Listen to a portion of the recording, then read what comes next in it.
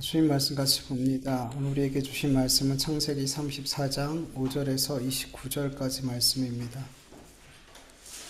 창세기 34장 5절에서 29절까지 말씀 좀 긴데요. 우리 같이 교독합니다. 제가 먼저 읽습니다. 야곱이 그 딸 디나를 그가 더럽혔다함을 들었으나 자기의 아들들이 들에서 목축함으로 그들이 돌아오기까지 잠잠하였고 세겜의 아버지 하몰이 야곱에게 말하러 왔으며 야곱의 아들들은 들에서 이를 듣고 돌아와서 그들 모두가 근심하고 심히 노하였으니 이는 세겜이 야곱의 딸을 강간하여 이스라엘에게 부끄러운 일 곧 행하지 못할 일을 행하였음이더라. 하몰이 그에게 이르되 내 아들 세겜이 마음으로 너희 딸을 연연하여 원하건대 그를 세겜에게 주어 아내로 삼게 하라.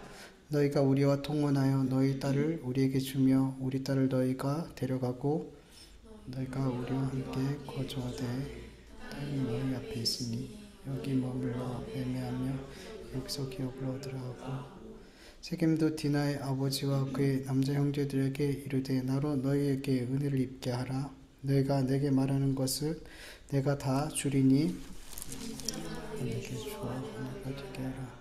아무리 큰 혼수와 예물을 청할지라도 너희가 내게 말한 대로 주리라. 야곱의 아들들이 세겜과 그의 아버지 하몰에게 속여 대답하였으니 이는 세겜이 그 누이 디나를 더럽혔습니다. 그 아들들이 그에게 말하되 우리가 그리하지 못하겠노라. 할례받지 아니한 사람에게 위를 줄 수 없노라. 이는 우리의 수치가 됨이라. 그런즉 이같이 하면 너희에게 허락하리라. 만일 너희 중 남자가 다 할례를 받고 우리같이 되면 들이 너희에게 주며 너희와 함께 거주하여 한 민족이 되려니와 너희가 만일 우리 말을 듣지 아니하고 할례를 받지 아니하면 우리는 곧 우리 딸을 데리고 가리라. 하몰이 그의 아들 세겜이 좋게 여김으로 이 소년이 그 일을 행하기를 지체하지 아니하였으니 그가 야곱의 딸을 사랑함이며 그는 그의 아버지 집에서 가장 존귀하였더라.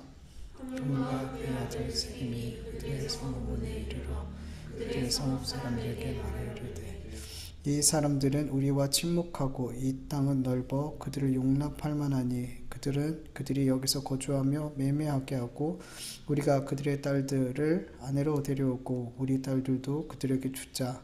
그러나 우리 중에 모든 남자가 그들의 할례를 받은 같이 할례를 받아야 그 사람들이 우리와 함께 거주하여 한 민족이 되기를 허락할 것이라. 그러면 그들의 가축과 재산과 그들의 모든 짐승이 우리의 소유가 되지 않겠느냐?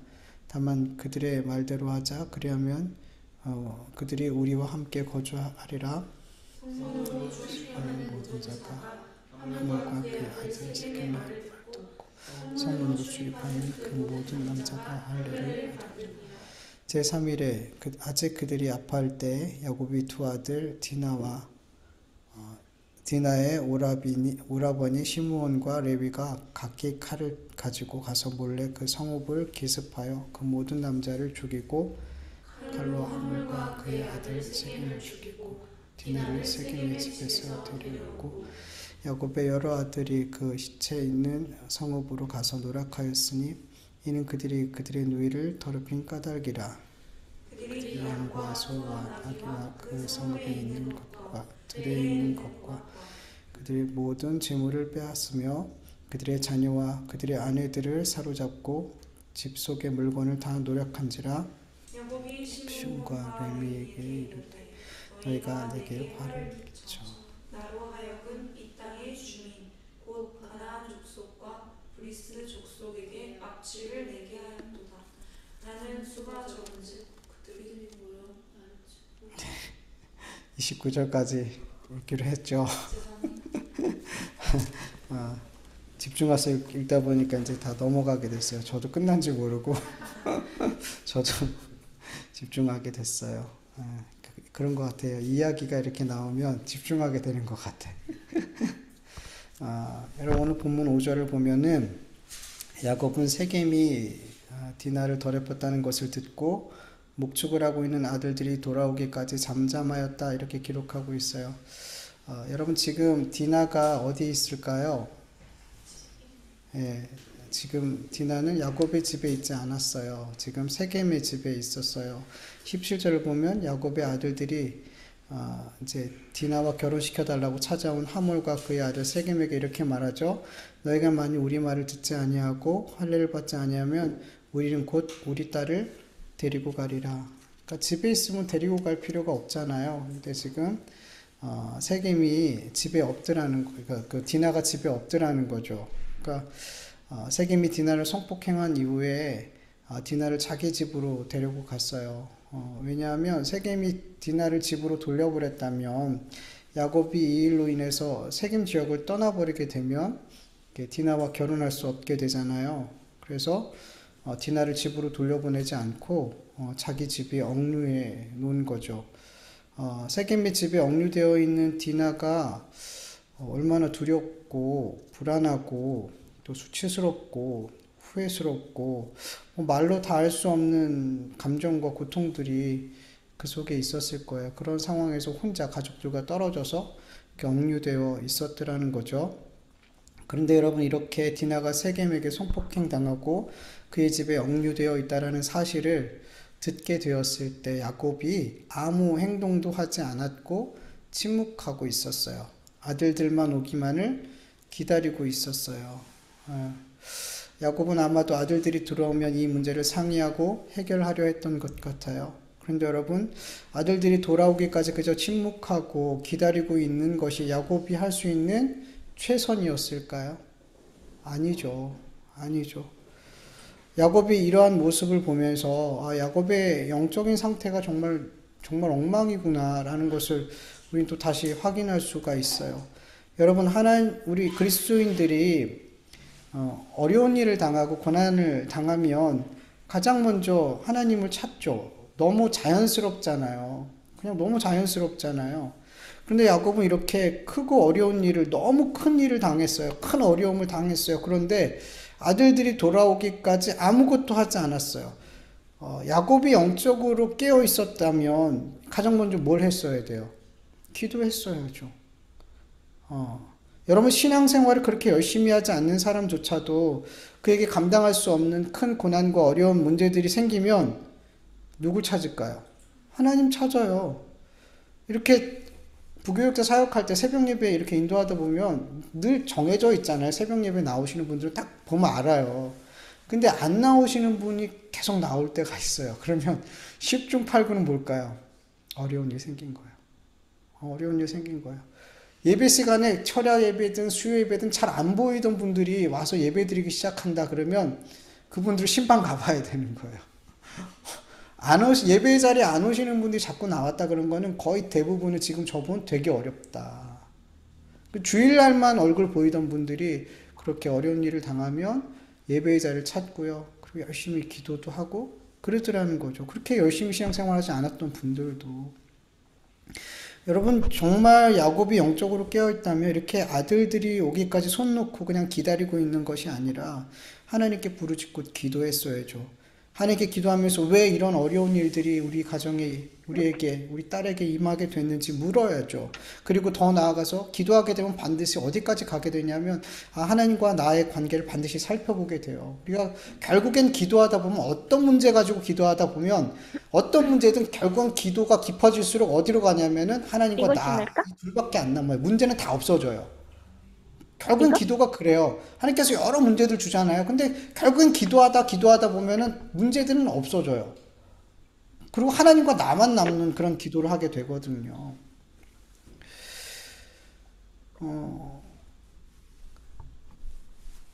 하나님께 기도했다면 분명히 이 문제가 왜 왔고 지금 내 영적인 상태가 어떤지 분명히 야곱은 깨닫게 되었을 거고 이 문제를 어떻게 해결해야 될지도 하나님께서 응답을 주셨을 거라는 거죠. 그런데 야곱은 이 문제를 하나님으로부터 문제를 찾고 해결하려고 하는 게 아니라 아들들을 기다리고 아들들과 이 문제를 해결하려고 했더라는 거죠.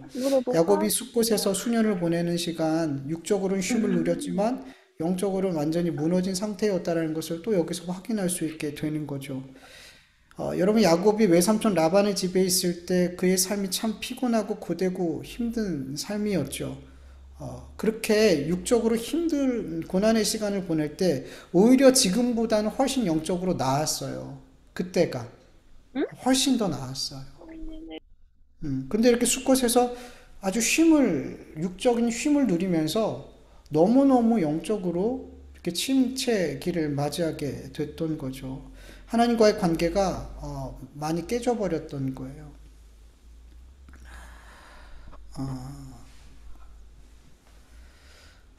여러분, 하나님께서 우리에게 고난을 주실 때 그 고난은 사실 되게 감사한 일이에요. 어려운 일들, 고난들. 결국엔 이 어려운 일들, 고난들로 말미암아 우리가 하나님을 간절하게 찾게 돼요.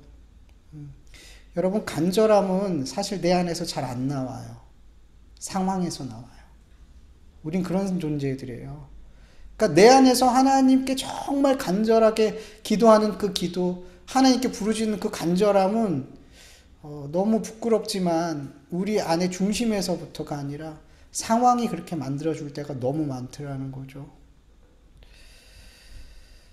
근데 여러분, 그렇게 힘든 상황과 어려운 상황 속에서 우리가 하나님을 간절하게 찾고 구하게 될 때 놀라운 역사가 나타나죠. 우리가 하나님과 밀착되게 돼요. 하나님과 너무나 거리가 멀리 있었던 우리가 하나님과 점점점 가까워지고 밀착되게 되고 연합되게 되더라는 거죠. 우리의 육신이 힘들지 모르겠지만 그 상태가 우리의 영혼한테는, 우리의 영의 상태로는 너무 안전한 상태에 있더라는 거죠. 그래서 여러분, 성경 분명하게 말씀하죠. 고난이 우리에게 유익이다. 그것을 말씀으로, 삶으로 계속해서 보여주고 있거든요. 이 고난을 통해서 하나님과 우린 더욱 밀착되고 연합되어지고 들을 귀가 열리게 되고, 그리고 그 말씀이 깨달아지고 순종까지 나아가게 되더라는 거죠.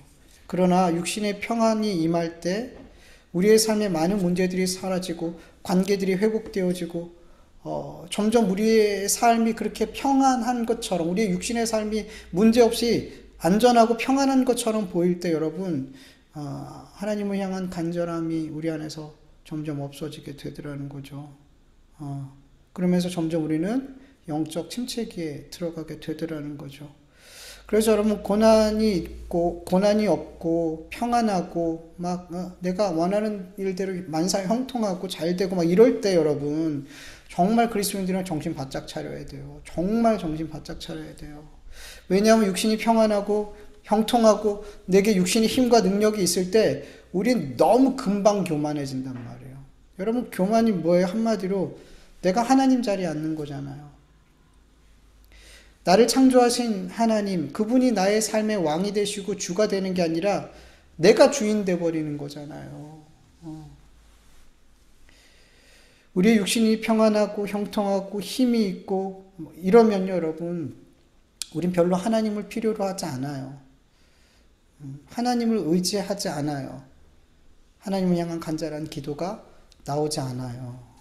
여러분, 다윗이 왕이 되기 전 사울에게 늘 쫓기며 살았던 그때에 여러분, 그는 어땠어요? 고난의 연속이었던 그의 삶 속에 그는 늘 하나님을 간절히 찾는 삶을 살았죠. 하나님밖에 답이 없었기 때문이죠. 하나님밖에 길이 없었어요. 하나님께만 내 생명을 맡길 수 있었어요. 그런 고난의 연속의 삶에서 그는 정말 하나님의 마음에 합한 삶을 계속 살아갔더라는 거죠. 그의 삶에서 하나님 앞에 범죄하는 말, 행동, 생각, 결정 이런 것들을 별로 찾아볼 수가 없었어요. 근데 여러분, 그가 왕이 되고 그리고 나라가 태평성대가 되고 그에게 힘과 권력과 능력이 생겼을 때, 어디로 가든 하나님이 이기게 하셨을 때 그의 삶 속에서 하나둘씩 죄악된 선택과 죄악된 행동들이 발견되어지더라는 거죠. 왜냐하면 왕이 되고 태평성대하고 모든 것을 다 갖추게 되었을 때 이전과 같은 신앙생활을 하지 못했기 때문이에요. 그의 삶은 점점 하나님과 멀어졌어요. 그렇게 이전처럼 하나님과 연합되어지고 하나님만이 나의 길이고 나의 생명이고 나의 소망 되시고 이랬던 삶, 이랬던 신앙을 그렇게 또 주님을 간절히 찾았던 그런 삶이 무너지기 시작했더라는 거죠.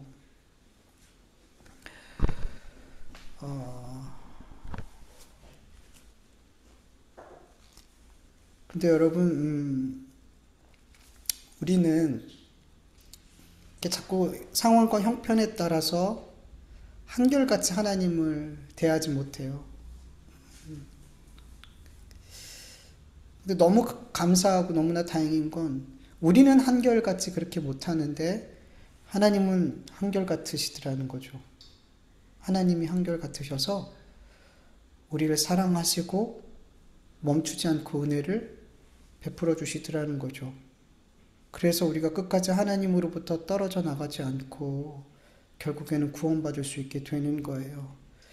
여러분, 다윗이 왕이 된 이후에 계속해서 육신의 평안과 형통과 힘과 능력이 넘치고 고난과 문제가 없었더라면 다윗은 계속해서 어떻게 됐을까요? 교만해지고 하나님과의 거리는 점점점 더 멀어져 갔을 거라는 거죠. 그러나 한결같으신 하나님께서 다윗을 한결같이 사랑하셨고 멈추지 않고 그에게 은혜를 베풀어 주셨어요. 그 은혜와 그 사랑이 뭘로 나타났을까요? 고난으로 나타났어요. 고난이 있을 이유가 없는 상황에서 고난이 임하고, 대적이 있을 수 없는 상황인데도 대적이 나타나고, 그렇게 그의 삶에 하나님께서, 그리고 너무나 분명한, 너무나 하지 말아야 될 것이 분명한데 잘못된 선택을 하게 그렇게 하나님께서 내버려 두시고, 이렇게 하나님께서 그의 삶의 고난을, 어려운 문제들을 하나님께서 툭툭 던져주시더라는 거죠. 그럴 때마다 그는 다시금 어떻게 돼요? 그 교만한 자리에서 하나님 앞에 바짝 엎드리게 되더라는 거죠. 다시금 하나님 앞에 간절히 구하고 찾을 수밖에 없는 자가 그 자리로 내려가더라는 거죠. 자기의 힘과 능력이 왕이라는 자기의 힘과 능력을 이렇게 의지했던 삶에서 하나님이 내 힘과 능력이셨죠. 그렇게 원래의 자리로 찾아가더라는 거죠. 여러분, 우리 편에서 볼 때 문제 없고 고난 없고 그리고 평안하고 형통하고 문제가 혹 있을지라도 내 힘으로 얼마든지 감당할 수 있는 그런 힘과 능력이 있는 상태의 그런 삶이 정말 복된 삶이라고 생각이 되고, 그런 삶을 하나님께서 우리에게 주셨으면 좋겠다 이렇게 생각할 때가 참 많잖아요. 그런데 여러분, 죄인인 우리는 우리의 육신이 평안하고 형통하고 나에게 힘과 능력이 있으면 어느샌가 나도 모르게 여러분 교만해지더라는 거죠. 누구나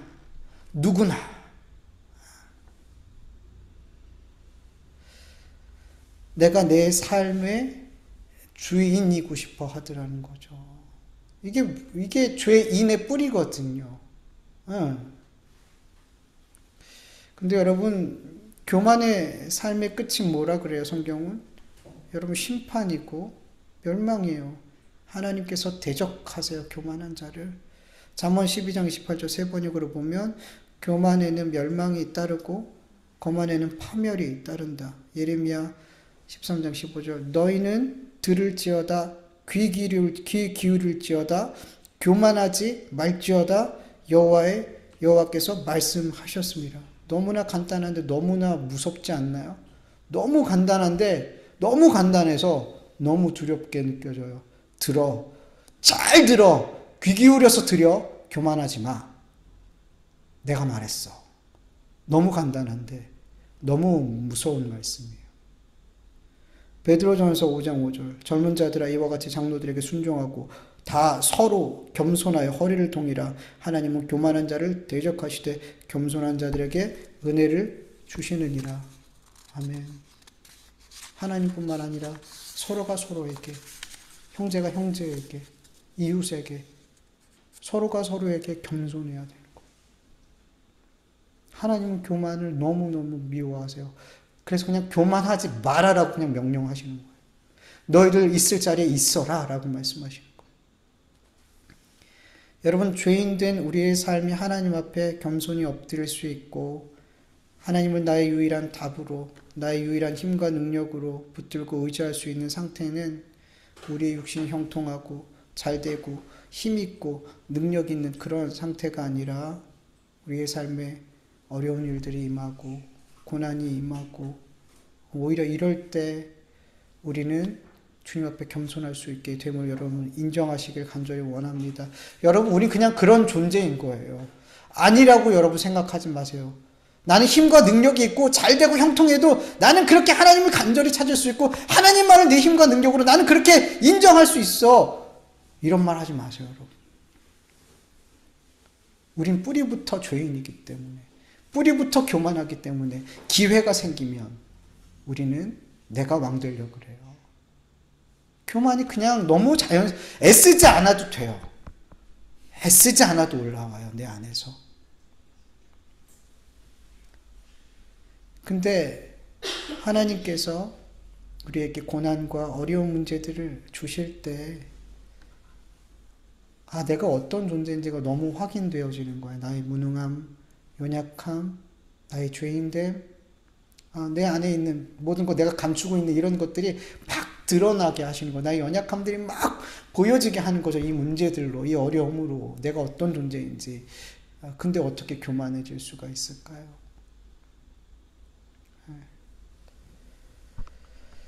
그래서 여러분, 하나님께서 우리에게 어떤 문제들과 어려운 일들을 허락하실 때 그때마다 그 문제들을 너무, 그 어려움을 너무나 무겁게 여기지 않았으면 좋겠고 하나님을 원망하지 않았으면 좋겠어요. 하나님께서 이번에는 이 어려움과 이 고난을 통해서 나에게 어떤 영적인 유익과 어떤 성장함을 나에게 주실지를 오히려 기대할 수 있는 저와 여러분 되길 원하고, 그리고 더 나아가 감사할 수 있는 저와 여러분 되길 간절히 원합니다. 여러분, 감사한 일이에요. 고난은 감사한 일이에요. 여러분, 그것을 정말 믿음으로 받아들이셔야 돼요. 그리고 여러분, 하나님께서 우리에게 어떤 고난과 어려운 문제를 허락하셨을 때 우리의 삶이 쪼그라들고 더 연약해지는 것 같을 때 막 두려움이 느껴지잖아요. 근데 여러분, 사실은 그리스도인들은 그 쪼그라들고 나를 연약하게 만드는 그런 고난과 어려운 문제들로 말미암아 사실은 더 강해져요. 그것들로 말미암아 나를 쪼그라들게 하고 약하게 만드는 문제들과 고난들로 말미암아 우린 지극히 하나님 앞에 겸손할 수 있게 되고, 내 삶을 그렇게 내가 주장하면서 살아왔던 그 삶이 멈추게 돼버리고 생각하게 되는 거예요. 내가 정말 내 삶에 내가 주인일까? 라고 묻게 되는 거예요. 잘 안 묻거든요, 우리는. 당연한 것처럼 살거든요. 근데 고난이 임할 때 우리는 묻게 돼요. 정말 내 삶에 내가 주인인가? 그리고 더 나아가서 내가 지금 하나님을 정말 왕으로 삼고 주인으로 삼고 살아갔나? 아니면 내가 내 삶의 주인으로 살아갔나? 이렇게 묻게 된단 말이에요. 그러면서 내가 있어야 될 자리에 이렇게 돌아오게 되는 거예요. 그래서 너무나 감사한 거죠. 여러분, 고린도후서 12장 7절에서 10절까지 한번 읽어볼까요? 시작. 그리고 내가 받은 계시가 너무나 크고 놀라운 것이기 때문에 하나님은 내가 너무 교만해질까봐 내 몸에 가시 같은 병을 주셨습니다. 그것은 내가 교만하지 않도록 나를 괴롭게 하는 사탄의 사자입니다. 나는 이 고통이 내게서 떠나가게 해달라고 3번이나 주님께 기도하였습니다. 그러나 주님께서는 내 은혜가 너에게 충분하다. 내 능력은 약한 데서 완전해진다. 라고 말씀하셨습니다. 그러므로 나는 나의 약한 것을 더욱 기쁜 마음으로 자랑하여 그리스도의 능력이 나에게 머물러 있도록 하겠습니다. 그래서 나는 그리스도를 위하여 약해지고 모욕당하고 가난하며 핍박과 괴로움을 받는 것을 기뻐하고 있습니다. 그것은 내가 약할 그때에 강해지기 때문입니다. 아멘. 여러분, 하나님께서 바울에게 너무나 고통스러운 질병을 주셨어요. 가뜩이나 복음 전하면서 얼마나 많은 고난을 당하고 있었어요. 너무 힘들었어요. 힘든 일이 너무 많았어요. 고난이 너무 많았어요. 근데 그 고난 위에 고난을 더해 주셨어요. 낫지도 않는 질병을 주셨어요. 왜 주셨어요? 교만해지지 않으라고. 너무 많은 은혜를 받았기 때문에 교만해지지 않게 하기 위해서 하나님께서는 그에게 이 질병을 주시고 그가 언제나 내 힘과 내 능력으로 복음 전하는 게 아니라 예수님께서 주신 그 힘과 능력으로만 복음을 전하는 이 사역을 감당할 수밖에 없게끔, 그래서 내가 한 것이 없어요 라고 고백할 수밖에 없는 그런 사역을 하게 만드셨더라는 거죠. 바울은 이 고난으로, 이 육체의 질병으로 더 약해졌을진 모르겠지만 바울은 이 고난으로 말미암아 더 강력한 복음의 일꾼으로 세워지게 된 거예요. 교만이 감히 가까이 할 수 없는 그런 은혜를 받은 거죠. 여러분, 우리에게 주시는 고난은 분명 우리의 육을 쪼그라들게 하고 약하게 할 수 있지만 그 고난은 우리로 더욱 강력한 믿음의 사람, 복음의 사람, 주님을 아는 자로 성숙해가는 사람, 겸손한 사람, 순종의 사람으로 세워가게 될 것을 믿으시길 축원합니다. 여러분, 고난은 분명 힘들죠. 여러분, 계속 산 넘어 산이고 고난 끝난 것 같은데 또 다른 고난이 있고 아직도 고난을 견디고 있는데 또다시 그 위에 고난이 또 오고 계속 그런 삶을 살잖아요. 그리고 이건 잘 적응도 안 되잖아요. 이런 고난, 똑같은 고난이 오는데 여러분 실연 당해보셨나요? 실연. 차여 보셨나요? 쉽게 얘기해서. 차일 때마다, 차셨나요? 별로 이렇게 공감을 안 하시는 거 보니까 다들 차시나 봐. 여러분, 이렇게 차일 때마다 매번 힘들지 않나요? 연애를 안 해서 너무 오래돼서 그 감각을 잃어버리셨어요. 저도 듣기만 했는데 차일 때마다 힘들어요. 시련 당할 때마다 어렵더라. 그렇게 얘기하더라고요. 저도 듣기만 했어요. 여러분, 고난에 익숙해지지 않아요. 똑같이 힘들고 어떤 장로님 그렇게 얘기하더라고요. 이쯤 되면은 괜찮을 것 같은데 근데 또 새로운 고난이 오니까 마치 처음 당하는 고난처럼 어렵다 그러더라고요. 맞아요. 그래요. 고난은 익숙해지지 않아요. 그래서 힘든 거죠. 그때 여러분 이 말씀을 기억하면서 기도하시길 간절히 원합니다. 빌립보서 4장 6절에서 7절 아무것도 염려하지 말고 다만 모든 일에 기도와 간구로 너희 구할 것을 감사함으로 하나님께 아뢰라. 그리하면 모든 지각에 뛰어난 하나님의 평강이 그리스도 예수 안에서 너의 마음과 생각을 지키시리라. 아멘. 여러분, 많은 고난과 문제가 올 때마다 두려운 마음이 우리 안에 먼저 찾아오고 의심되는 마음이 찾아오고 원망되는 마음이 이렇게 들어올 텐데 하나님께서 뭐라 그러냐면 감사해라. 여러분, 명령이에요. 뒤에서도 말씀드리겠지만 하나님은 사랑해라, 감사해라, 기도해라 이렇게 명령하신단 말이에요. 그럴 때 여러분, 명령대로 우리가 할 때 감사가 오게 되더라고요. 사랑할 수 없는 사람을 사랑해 그리고 사랑의 행위들을 그에게 할 때 그를 사랑할 수 있는 그 마음이 내게 하나님께서 부어주시더라고요. 그냥 기도만 죽치고 앉아서 사랑하게 해주세요, 사랑하게 해주세요, 사랑해, 이게 아니더라고요. 사랑하라 그러면 뭐예요? 하는 거잖아요. 하는 거예요, 여러분. 기도하라 그러면 하는 거예요. 그러니까 해야 되는 거예요, 여러분. 그때 은혜가 임하는 거예요. 근데 그냥 무작정 기도만 하면 다 끝날 거라고 생각하는 분들이 종종 있어요. 아니라는 거예요. 명령은 순종해야 되는 거죠. 근데 기도가 순종이라고만 생각해요. 물론 기도도 당연히 해야 되겠죠. 근데 거기서 멈추는 게 아니라는 거예요. 여러분, 감사하라. 너희들이 이런 어려운 너무너무 염려되고 걱정되는 일들을 만나게 됐을 때 여러분의 입술로 감사하시길 축원합니다. 여러분, 계속 감사하시면 그 문제가 왜 내가 이 문제 때문에 감사해야 되는지를 주님께서 가르쳐 주세요. 감사할 때 가르쳐 주신단 말이에요. 그렇게 하나님께 감사함으로 그 모든 어려움과 염려되는 것들을 아뢰할 때 모든 지각에 뛰어난 하나님의 평강이 예수님 안에서 우리에게 임하게 되는데 우리의 마음과 생각을 지켜주신다라고 약속해 주세요. 그러니까 이 평강은 뭐냐면 고난을 이기는 평강을 주시겠다라는 거예요. 문제를 이기는 평강을 주시겠다라는 거예요. 우리가 늘 너무 아는 것처럼 우리가 기도하면 그 기도대로 응답해 주실 때도 있지만 더 많은 경우 그냥 그 문제가 여전히 내 앞에 있을 경우들이 더 많죠. 그런데 기도하게 될 때 어떻게 돼요? 하나님께 감사함으로 기도하고 맡기게 될 때 우리 안에 그 문제가 너무 작게 여겨지더라는 거죠. 그래서 더 이상 그것이 내 삶을 달달 볶지 않게 되더라는 거죠. 하나님께서 내 마음과 생각을 지켜주시는 거예요. 여러분, 내 감정이 내 의지가 지키는 게 아니에요. 괜찮을 거야. 괜찮을 거야. 아무리 천번 만번 내가 내 입술로 고백하고 세뇌시켜도 괜찮지 않아요. 그건 우리가 할 수 있는 게 아니에요. 하나님이 해주시는 거예요.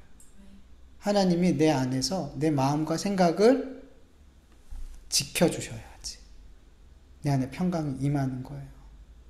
그래서 여러분, 이 약속의 말씀을 믿고 기도하세요. 감사함으로 기도하세요. 감사함으로 아뢰세요. 그럼 하나님께서 우리 안에 예수 그리스도 안에서 우리의 마음과 생각을 지켜주시고 고난이 고난으로 남아있지만 평강할 수 있는 은혜를 주실 줄 믿습니다. 예. 여러분 믿으세요. 이 은혜를 좀 누리시란 말이에요. 이 땅에서. 야곱이 만약 디나의 문제를 아들들과 의논하고 해결하는 것이 아니라 하나님께 기도하며 이 어렵고 큰 문제를 해결하려 했다면 이후에 더 큰 야곱의 가정에 더 큰 문제가 일어나잖아요. 이 큰 문제들이 큰 죄악이 야곱의 가정에 일어나지 않았을 거예요. 야곱의 아들들이 그렇게 학살자가 약탈자가 범죄자가 되지 않았을 거라는 거죠. 하나님께서는 디나를 강간한 이 세겜의 죄 그리고 그 성읍 사람들 죄를 죄로 여기지 않는 그 세겜 사람들을 얼마든지 다른 방법으로 심판하실 수 있어요.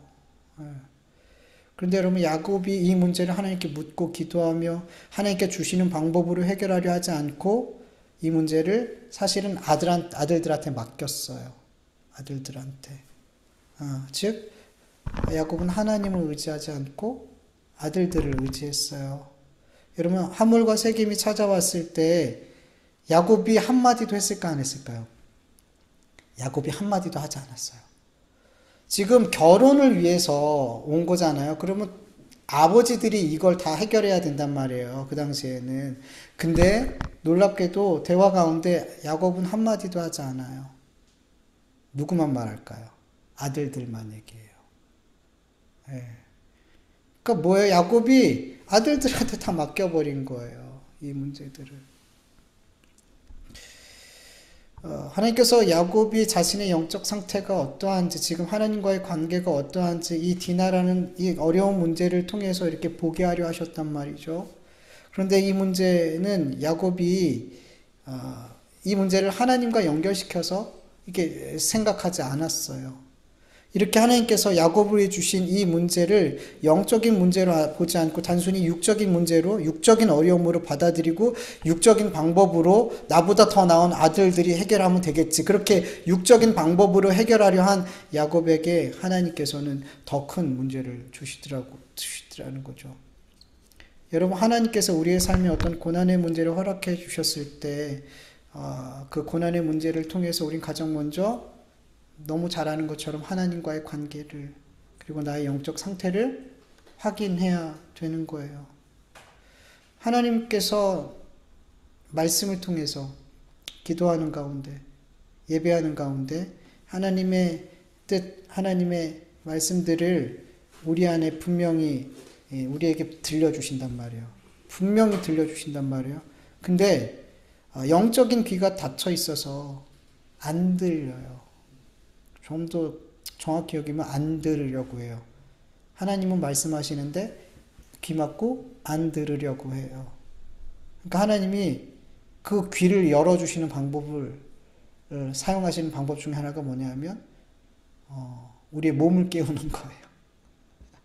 우리의 온 몸이 고난으로 말미암아 이렇게 몸을 깨우시더라는 거죠. 고난의 문제가 있을 때 우리는 몸이 깨어나요. 그리고 들을 귀가 생기게 돼요. 참 안타깝죠. 그냥 말씀하실 때, 예배하고 기도하고 말씀을 들을 때 그렇게 들려지면 참 좋겠건만 이게 안 들려져서 이렇게 고난을 통해서 하나님께서 말씀하시는 경우가 사실 되게 많더라는 거죠. 참 많아요. 저와 여러분 정말 말씀 시간에 기도하는 가운데, 예배하는 가운데 여러분 들을 수 있기를 간절히 축원합니다. 그게 제일 좋아요. 그게 정말 좋은 거예요.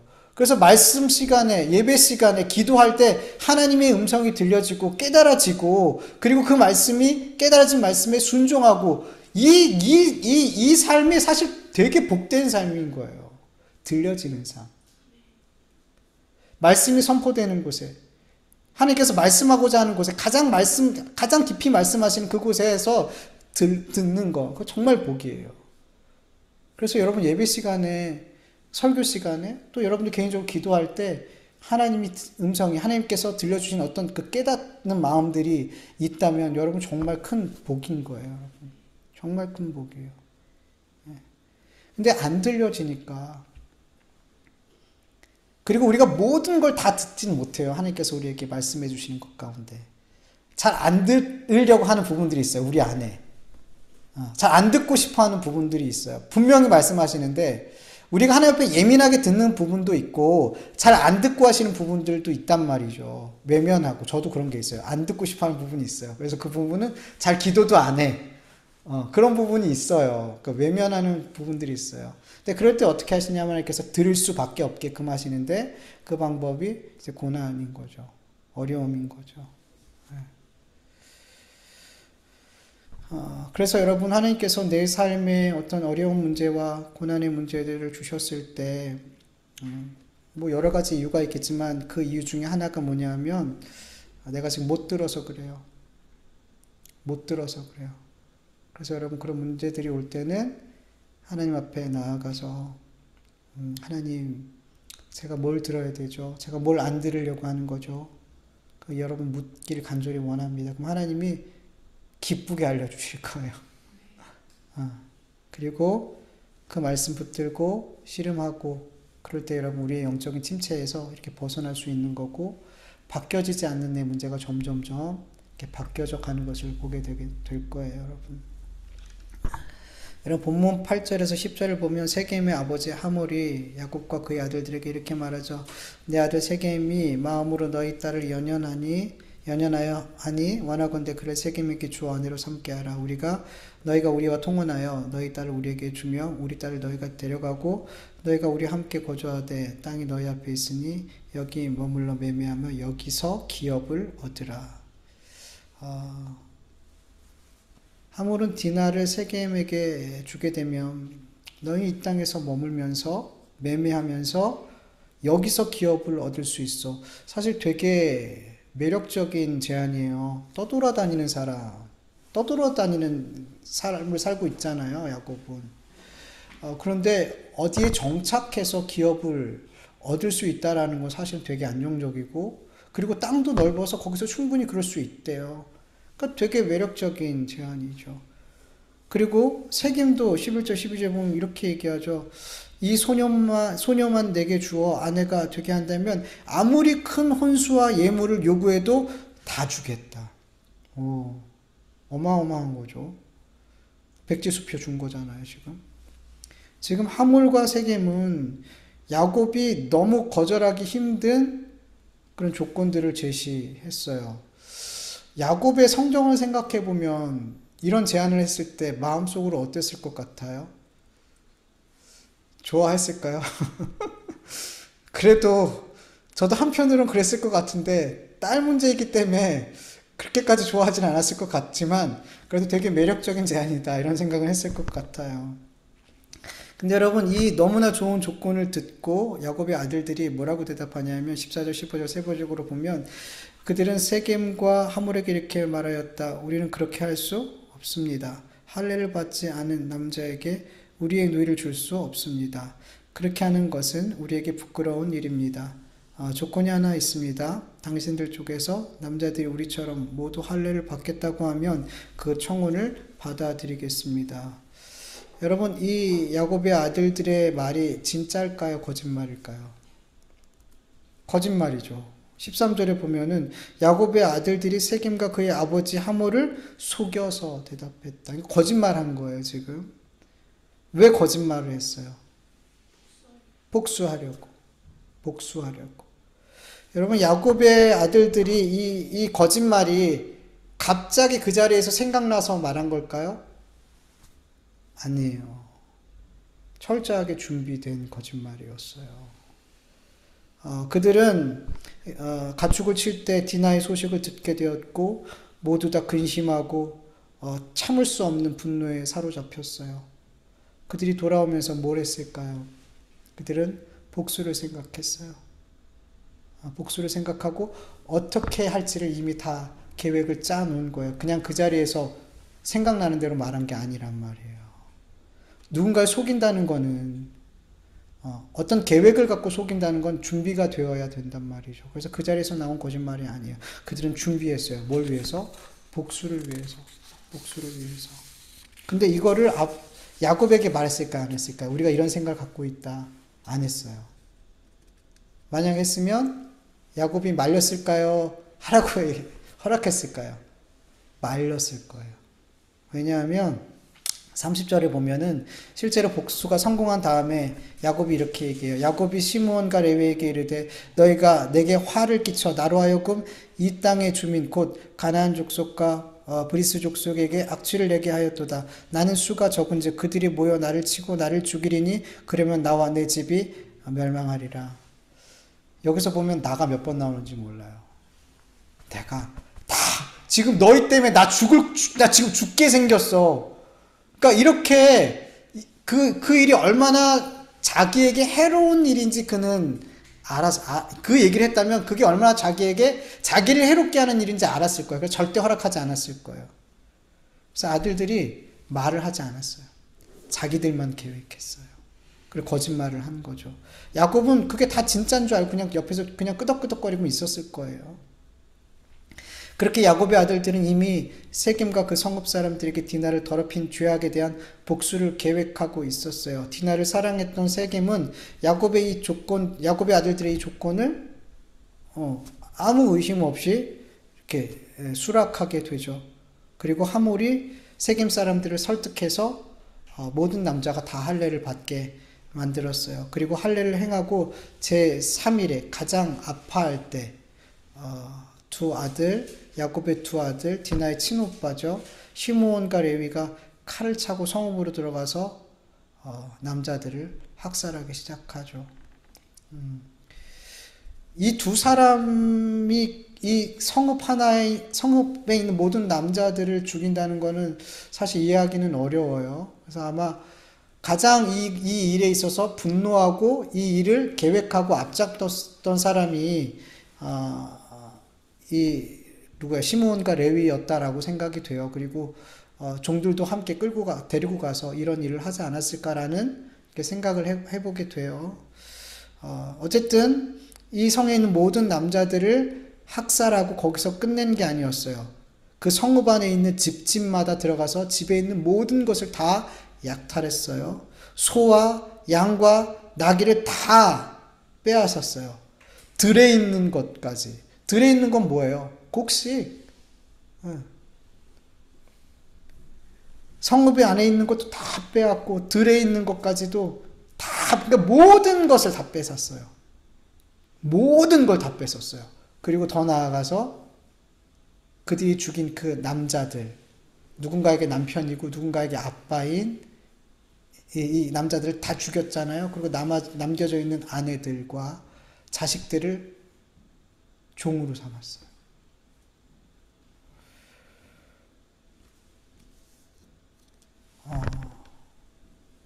여러분, 이 장면을 쭉 보면 지금 야곱의 아들들은 디나에 대한 그 복수를 하고 있는 것처럼 보이나요? 아니면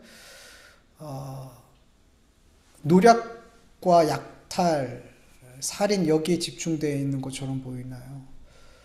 목적은 디나의 복수였는데 살펴보니까 지금 이 아들들은 다른 거에 집중하고 있더라는 거죠.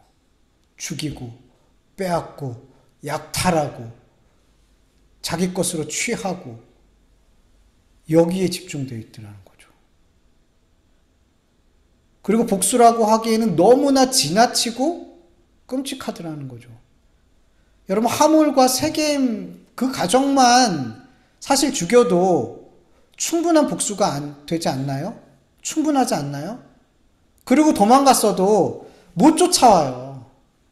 가장 아플 때라서 못 움직인단 말이에요. 남자들이 싸울 수가 없단 말이에요. 그래서 세겜 가정만 죽이고 도망갔어도 충분히 넘치고도 넘칠 만큼 복수를 한 거죠. 근데 거기서 안 끝났더라는 거죠. 모든 남자들을 죽이고 거기에 있는 모든 것을 다 약탈했어요. 복수라는 그 이름 아래서 그들은 그 속에 있는 죄가 이끄는 대로 마음껏 죄를 발산했어요. 여러분, 복수 죄인가요? 아닌가요? 복수 정당화될 수 있는 죄인 것 같죠? 죄인 것 같은데 정당화될 수 있을 것 같아. 막 이런. 여러분, 영화나 드라마 보면은 복수 이야기가 참 많잖아요. 최근에도 되게 유명한 복수 이야기가 나왔는데, 사람들이 그런 드라마나 영화를 보면서, 복수에 대한 것에 대한 어떤 되게 긍정적인 생각을 갖게 돼요, 자꾸만. 그리고 우리가 그런 걸 보면서 복수를 하는 사람이 좀 더 잔혹하게 복수했으면 좋겠다라는 마음이 들어요. 너무 쉽게 죽어버리면, 너무 쉽게 복수가 끝나버리면 막 화가 나. 아니, 저런 사람은 저렇게 쉽게? 전 총 맞아 죽는 게 제일 열받더라고. 아니, 저렇게 쉽게 죽어? 우리 안에 그런 마음이 있어요. 복수를 하는 거 괜찮은 마음이 있어요.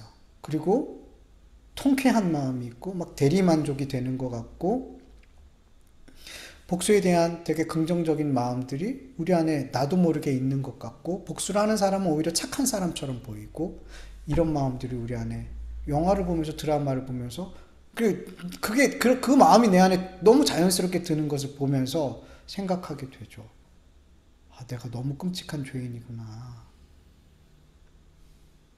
내가 죄인이구나. 여러분, 그런 생각 안 하시나요? 내 안에 분명 복수도 죄인데, 이 복수를 하는 거 보면서 내가 너무 통쾌하고, 그 나쁜 사람이 너무 잔인하고 끔찍하게 죽을 때 너무 통쾌한 마음이 들고, 막 그래요. 어설프게 죽으면 막 화가 나고, 그런 나를 보면서, 나도 내 안에 이런 끔찍한 죄가 여전히 내 안에 머물러 있는 그런 사람이구나 라고 나는 또 돌아보게 되죠. 여러분, 복수 역시 죄예요. 그리고 여러분, 복수를 할 때 당한 만큼 복수하나요? 그런 건 한 번도 보지 못했어요. 훨씬 더 큰 고통으로 갚아주고 싶어 해요. 세겜이 디나를 강간한 결과 야곱의 아들들이 어떻게 복수했는지 보면 알잖아요. 복수가 얼마나 무서운 건지, 정당화할 수 없는 것인지. 정당해 보이는 복수를 통해서 인간 안에 있는 그 죄의 악들이 활개를 치더라는 거죠. 그래서 여러분, 우리 죄성을 너무나 잘 아시는 하나님께서는 구약에서는 뭐라고 말씀하셨어요? 생명은 생명으로, 눈은 눈으로, 이는 이로, 손은 손으로, 발은 발로, 대인 것은 대인 것으로, 이런 식으로 똑같이 한 대 때렸으면 한 대만. 이게 되게 모진 말씀 같지만 아니에요. 우리가 더 큰 죄악으로 가지 못하도록 막아주시는 은혜의 말씀인 거예요. 우린 그렇게 못하거든요. 한 대 맞았으면, 여러분, 우리는 한 대로 족하지 않는 게 우리예요. 그래서 하나님께서 그거를 막아주시는 거예요. 그래서 은혜인 거죠. 은혜인 거죠. 죄인은 복수라는 걸 통해서 자기가 얼마나 죄인 됨이라는 것을 드러내게 되어 있어요. 그래서 하나님께서 이 복수를 그래서 죄로 여기시는 거예요. 여러분 로마서 12장 19절에서 21절을 보면 내 사랑하는 자들아 너희가 친히 원수를 갚지 말고 하나님의 진노하심에 맡기라. 기록되었으되 원수 갚는 것은 내게 있으니 내가 갚으리라고 주께서 말씀하시니라. 내 원수가 줄이거든 먹이고 목마르거든 마시게 하라. 그리함으로 내가 숯불을 그 머리에 쌓아 놓으리라.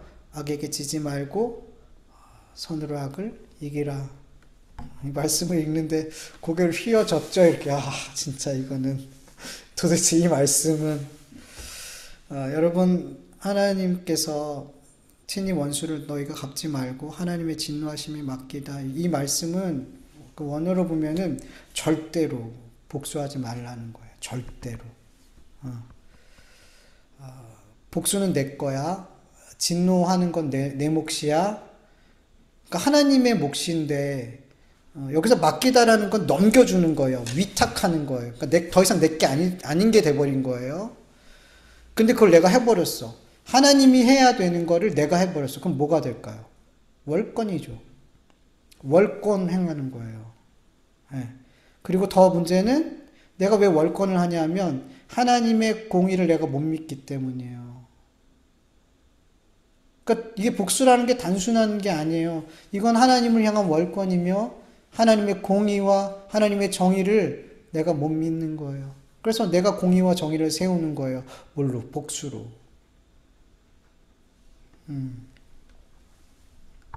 그래서 여러분, 우리는 원수 갚는 일을 하면 되면 안 돼요. 그 원수 갚는 건 누가 하는 거예요? 하나님만. 여러분 그렇게 생각하셔야 돼요. 그렇게 믿으셔야 돼요. 하나님만 하시는.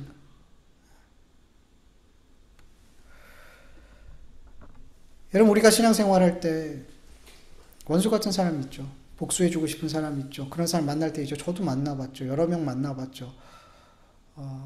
정말 너무 사랑할 때도 누군가만 계속 생각이 나잖아요. 근데 누군가를 정말 미워하면은 정말 그 사람이 너무 싫은데 계속 생각이 나요. 저는 몇 년 동안 계속 그 사람이 생각이 난 적도 있었어요. 너무너무 원통하고 너무 믿고 어떻게 사람한테 그렇게 할 수 있어? 그 마음이 안 없어져서 그 사람 이야기만 나오면 제가 거품 불고 얘기한 적이 있었어요. 너무 많이 생각이 나는 것도 너무 짜증이 났어요. 왜 내가 이 사람 생각을 이렇게 많이 해야 돼? 나 열받아 죽겠어. 왜 이 사람이 내 삶에 이런 존재로 계속 나한테 내 생각 속에 내 마음 속에 있는 거야. 너무 짜증나는 일이죠. 정말 이 사람이 정말 잘못했으면 좋겠다는 생각이 얼마나 많이 들었는지. 누굴 정말 미워해 보면 알아요. 그 마음이 정말 알아줘요. 너무 싫어. 그 사람도 싫고 그 사람을 싫어하고 있는 계속 그 사람을 생각하는 나도 너무 싫어. 정말 그런 사람 만날 때가 있거든요. 그래서 그 사람이 정말 잘못됐으면 좋겠고 내가 생각하는 것보다 더 잘못됐으면 좋겠고 할 수만 있다면 하면 안 되겠지만 내가 조금이라도 갚아줬으면 좋겠고 이런 마음이 들만한 사람들이 만나요. 가족일 수도 있고 친구일 수도 있고 같은 곳에서 일하는 동료일 수도 있고 뭐 되게 많아요. 어느 곳에서든 우린 만날 수 있죠. 그런데 여러분 하나님께서는 우리에게 말씀해 주세요. 내 아들아 내 딸아 그건 네 몫이 아니야. 아빠 몫이야. 내 몫이야. 네 몫은 따로 있어. 라고 말씀하세요. 하나님의 자녀된 우리의 몫은 뭘까요? 복수가 아니라는 거죠. 그건 하나님 거니까. 진노하시는 건 하나님만이니까. 그리고 여러분 내가 진노하는 게 낫겠어요? 하나님이 진노하시는 게 낫겠어요? 하나님 진노하시는 게 낫지 않을까요? 그 사람이 미우니까 그런 마음을 품고 그래 넌 내가 나한테 당하는 것보다 하나님한테 당해봐. 이런 마음 사실 이런 마음까지 가면 안 되는 거죠. 사실은. 여러분 내가 누군가에게 원수에게 줄일 때 먹은 걸 주고 목마를 때 마실 것을 주게 하라 그러잖아요. 그 원어로 보면 계속 주래요. 계속 먹을 걸 주고 계속 하래요. 그 일을. 그걸 하면 내 머리에 숯을 그 사람의 머리에 숯을 쌓는 일이 된대요. 뭘까요? 숯을 머리에 쌓으면 어떻게 될까요? 그 사람 뜨겁고 괴롭겠죠. 근데 그런 의미일까요? 그 사람을 괴롭게 하기 위해서 그 사람에게 선을 행하는 거, 그 앞뒤가 안 맞잖아요. 이게 하나님의 마음 아니잖아요. 그래서 여러 가지 해석들이 있어요. 그 당시 고대시대, 우리 옛날에도 그렇지만 숯은 되게 중요한 거예요. 불은 되게 중요한 거예요. 그래서 불을 꺼트리는 건 그 가정에게, 그 사람에게 되게 수치스러운 일이래요. 그래서 불이 꺼지면 어떻게 되냐면 빨리 가서 빌려와야 되는 거예요. 이웃에게 가서 이게 되게 창피한 일이었대요. 수치스러운 일이었대요. 그래서 그 이웃이 그것을 이제 숯을 빌려서 가져가는 그런 모습들.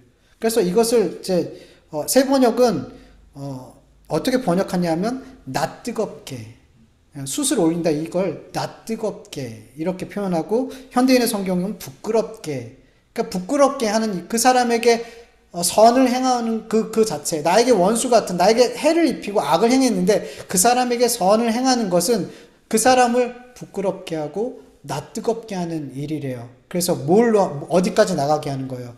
부끄럽고 낯뜨거워서 나를 보게 하는 것 회개하게 하는 것 그렇게까지 나아가게 하는 것. 그게 목적이라는 거죠. 그래서 머리에 숯을 올리는 거는 그런 의미가 아니에요. 그 사람을 괴롭게 하기 위해서 내가 그 사람에게 선을 행하는 이거는 잘못된 해석인 거죠. 이거는 말씀 자체가 앞뒤가 안 맞는 거죠. 예. 여러분 우리의 몫은 이 주님의 말씀처럼 나에게 원수 같은 그 사람에게 그 사람이 배고파하면은 먹을 걸 계속 주고 목말라 하면 계속해서 마실 걸 주고 그렇게 그 사람은 나에게 악을 행했지만 나는 그 사람에게 선을 행하는 것 이게 우리의 몫이래요. 우리의 몫이래요. 전혀 안 들리죠? 이게 우리의 몫인가? 이걸 내가 진짜 이 시간 이 말씀을 내 몫으로 하나님의 말씀으로 정말 받아야 될까? 왜 이게 잘 안 받아지냐면 내가 할 수 없는 일인데 불가능한 일인데 이런 생각이 들기 때문이죠. 근데 여러분 신앙생활 하면서 여러분들이 가능한 일이 몇 개나 될까요? 성경에서 하나님께서 여러분에게 말씀하시고 명령하시는 것 중에 진짜 여러분들이 할 수 있는 게 있을까요? 없죠. 없어요.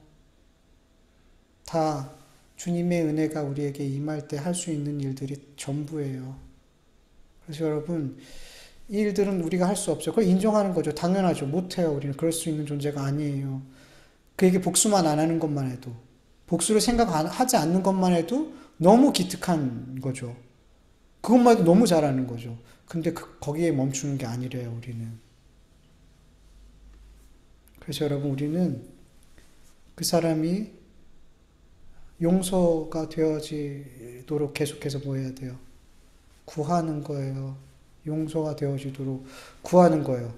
중요한 건 제가 앞에서 말씀드렸지만, 구하기만 하면 될까, 안 될까요? 주님 여기서 계속 명령형으로 말씀하고 계세요. 계속 명령하고 계시거든요. 하나님께 너가 복수하지 말고 원수 갚지 말고 하나님의 진노에 맡겨 명령하셔요. 원수가 줄이면 먹이고 목마르면 마시게 해라. 악에게 지지 말고 선으로 악을 이겨라. 다 명령형으로 되어 있거든요. 여러분 우리는 할 수가 없어요. 그래서 하나님 앞에 기도하는 거예요. 하나님 제가 저 사람을 용서할 수 있는 마음을 주세요. 그런데 계속 우리 안에 계속 이런 겪어보셨을 거예요. 저도 해봤지만 정말 기도 많이 했거든요. 근데 잘 용서가 될까 안 될까요? 안 돼요. 안 되더라는 거예요. 그럼 어떡해요? 그래서 우리는 순종하는 거예요. 기도하면서 그 사람에게 선을 행하는 거예요. 마음은 안 기뻐요. 용서가 안 돼요. 계속 기도는 하고 있지만 안 돼요. 그런데 어떻게 해요? 그에게 선을 행하는 거예요. 그러면 그렇게 순종하면 하나님께서 내게 정말 그 사람이 용서가 될 수 있는 마음을 주시더라는 거예요. 우린 순서를 그렇게 안고 있잖아요. 용서하게 해달라고 기도하면 하나님께서 용서하는 마음을 주시면 그때 가서 잘해주고 용서했어. 됐어. 이런 순서를 기대하고 있잖아요. 근데 아니더라는 거죠. 기도해요. 그리고 그 사람이 여전히 용서가 되지 않지만 하나님의 말씀을 따라서 하나님께 그 진노한 모든 하나님의 진노하심의 모든 걸 맡기고 그 사람에게 그 사람은 악을 행했지만 나는 선을 행하면 여러분 진실로 하나님께서 그 사람을 용서하는 마음을 부어주셔요. 그게 지금 하나님께서 우리에게 하고 약속하신 말씀이에요. 한숨 쉬지 마세요. 여러분 우리가 참 어려운 건 뭐냐면 내가 겪어봤어. 나 이렇게 해봤어. 저렇게 해봤어. 근데도 안 되더라. 근데 그거를 하나님의 말씀보다 우린 더 신뢰해요. 되게 무서운 거예요.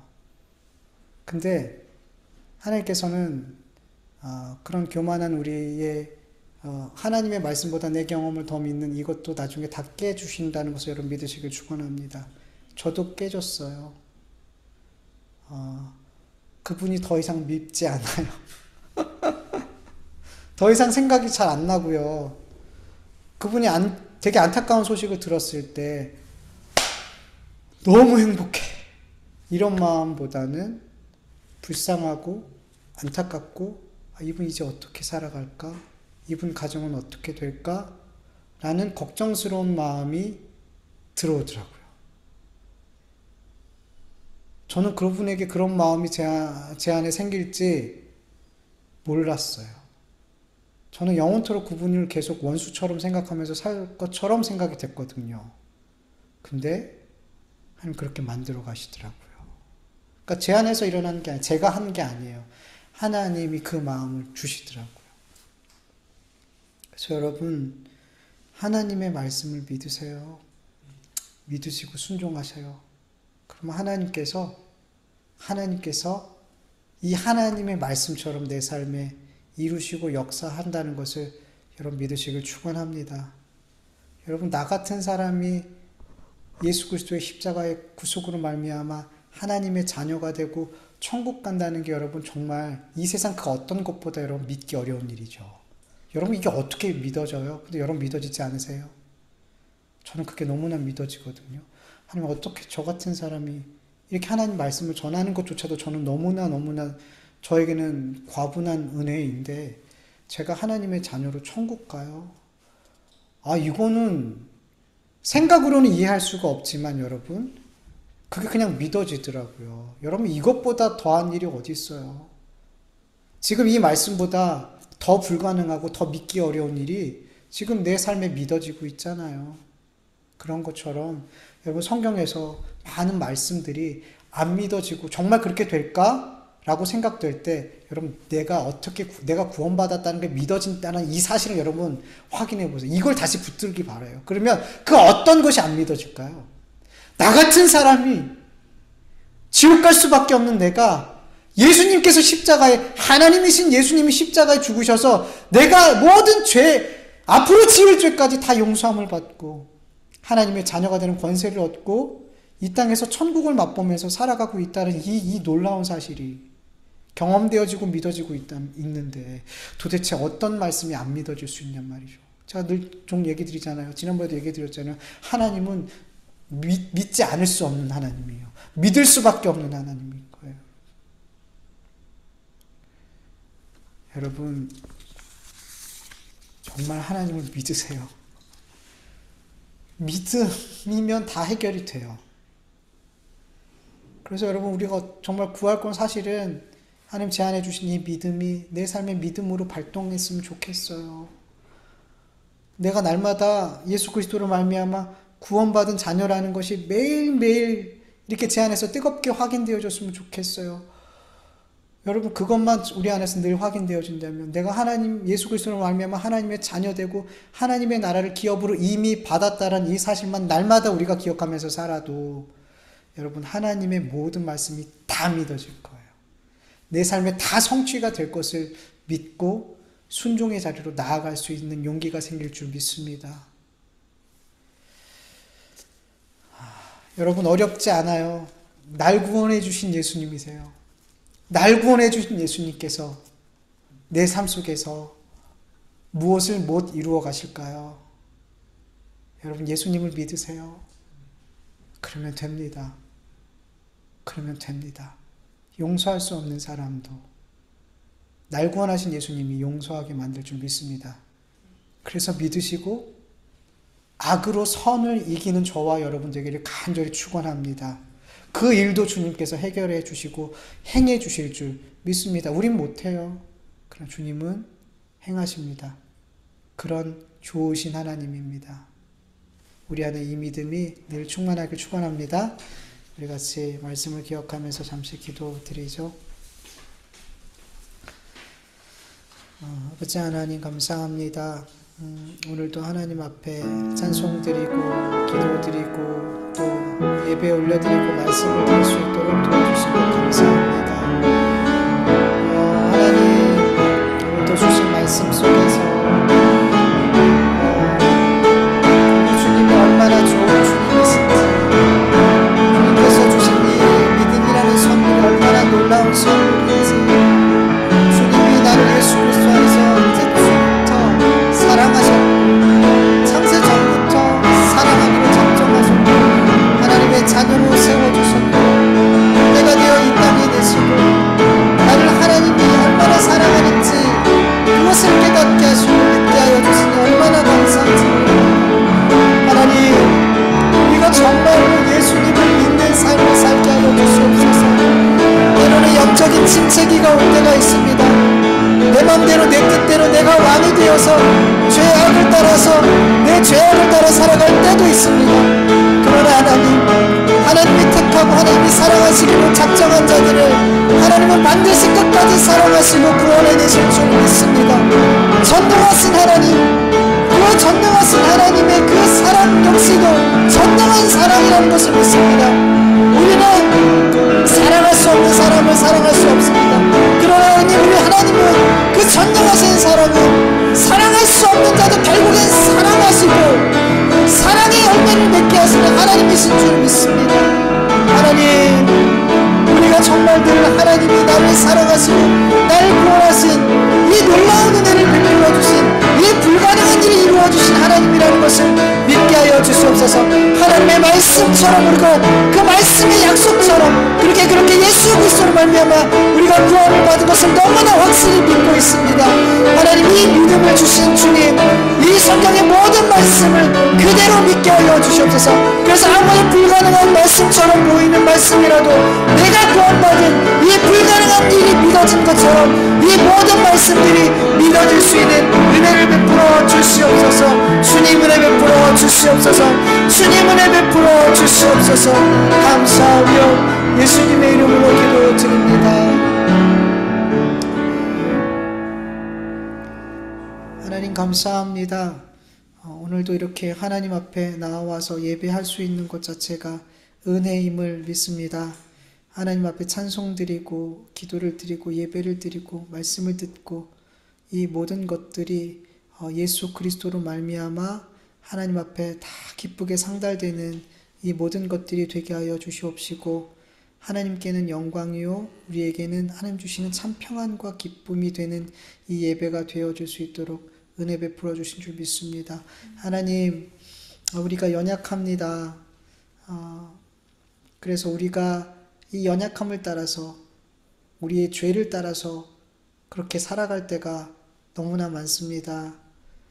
미워하고 싶은 사람 그냥 미워하고, 용서하고 싶지 않은 사람 내 마음속에서 끝까지 용서하지 않고, 그렇게 죄가 시키는 대로 우리는 그렇게 하나님이 기뻐하시는 것이 뭔지 알면서도 그렇게 하지 못하는 때가 너무나 많습니다. 주님, 우리는 내가 미워하고 원수로 여기는 사람들을 용서할 수 없고 사랑할 수 없는 그런 존재인 걸 너무나 잘 압니다. 그러나 주님, 우리는 할 수 없지만 주님께서 하실 수 있을 줄 믿습니다. 그저 우리는 하나님의 말씀에 순종할 수 있게 하여 주시옵소서. 내가 할 수 없기 때문에 하나님도 할 수 없는 것처럼 생각하는 그런 잘못된 생각을 우리 안에서 끊어내게 하여 주시옵소서. 나는 할 수 없지만 하나님은 항상 할 수 있다라는 그 믿음이 우리 안에 늘 충만할 수 있도록 도와주시옵소서. 그래서 하나님은 다 하실 수 있음을 믿고 다 하실 수 있는 그 하나님의 말씀에 내 삶을 던질 수 있게 하여 주시옵소서. 우리는 악을 선으로 이길 수 없는 존재이지만 우리가 하나님의 전능하심을 믿고 기도하는 가운데 악을 선으로 이기게 하여 주시옵소서. 용서할 수 없는 자들에게, 나에게 악을 행하는 그들에게 선을 행할 수 있도록 은혜 베풀어 주시옵소서. 주님 말씀처럼 할 때 주님께서 우리에게 정말로 누군가를 용서할 수 있는 마음을, 괜찮을 수 있는 마음을, 그 사람이 아파하는 것을 보며 마음이 힘들고 위에 기도할 수 있는 그런 사람으로 주님께서 변화시켜 주실 줄 믿사오니, 주님, 우리가 판단하는 것이 아니라 우리는 그저 주님 말씀 믿고 순종할 수 있게 하여 주시옵소서. 그럴 때 하나님의 능력과 영광을 보게 될 줄 믿습니다. 그 영광을, 그 은혜를, 그 사랑을, 그 전능하심을 우리가 순종 가운데 계속해서 경험하여 정말 하나님을 사랑하지 않을 수 없는, 믿지 않을 수 없는 우리의 삶이 되어질 수 있도록, 그리고 전하지 않을 수 없는 우리의 삶이 되어질 수 있도록 은혜 베풀어 주시옵소서. 감사하며 예수님의 이름으로 기도합니다. 아멘. 주님 가르쳐 주신 기도로 예배 마치겠습니다. 하늘에 계신 우리 아버지여, 이름이 거룩히 여김을 받으시오며 나라의 마옵시오며 뜻이 하늘에서 이루어진 것 같이 땅에서도 이루어지이다. 오늘날 우리에게 일용할 양식을 주옵시고 우리가 우리에게 죄진 자를 사하여 준 것 같이 우리의 죄를 사하여 주옵시고 우리를 시험에 들게 하지 마옵시고 다만 악에서 구하옵소서. 대개 나라와 권세와 영광이 아버지께 영원히 있사옵나이다. 아멘.